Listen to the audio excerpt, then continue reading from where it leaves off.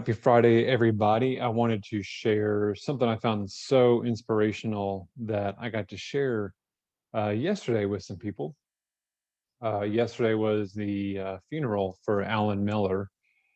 He was 103 when he passed away. He was the last living member of the building committee that helped move the church to its current location. And he lived a long life, but at the very end it was hit hard with cancer, and he ended up at a hospice facility in Fort Worth, and I got to visit a couple times over there. But I wanted to share this story because it ties in again to this theme from last Sunday of how do we respond to wrongs. And uh gosh even sometimes the smallest challenges of life, it's easy to get down on yourself, down on others. We get very selfish, poor me. And I would think that'd be really easy to do if you're facing, you know, end of life, battling cancer, and you're at a hospice facility. It'd be easy to get very poor me, and totally understandable. So that's what made this visit so special. I went to go see him, and he'd been asleep, so he was kind of a little groggy. So I, just introduced myself about as I was coming in his room, and Pastor Chris Campbell from church, and he just lit up. You're from the church, and he was just so excited.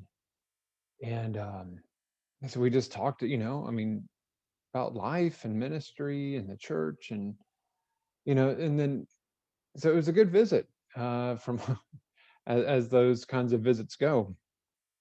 And we got to the end, and it said, well, I'd like to pray for you. And so we said, okay. And so I took my right hand, I grabbed his left hand. Sorry, this is kind of close. You pray as you do in that situation. And prayed for his wife Charlene and his family and all those that care about him. And got to the end, and we say, Amen. And I'm getting ready to release my grip and pull my hand back.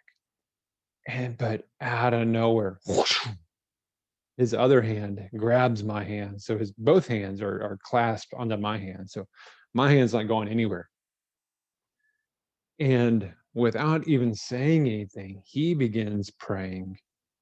And he prayed for me, and he prayed for my ministry, my family, and he prayed for our church. And that was the last thing I was expecting. So then as soon as he was done, he let go. I got my hand back. But that was the last conversation we had. And I've never experienced anything like that before. And I shared that at the funeral yesterday, and um, several of you and others shared how he did the exact same thing with you. And I think that just speaks volumes, right, to his character, the spiritual maturity, to be able to think of others and pray for others when all we want to do is pray for him, right? And he's going to turn that around and bless us. That was awesome. So if you needed a bit more inspiration going into this weekend of how do we respond to wrongs, and this Sunday we're going to talk about how do we engage the world and Jesus's command to love our enemies, and part of that is praying for them. Not that I was his enemy, but when we've been wronged, pray for those who have wronged us. uh, Someone offers to pray for you, take it, and then be sure to offer and reciprocate. So I hope that's meaningful for you this weekend, um,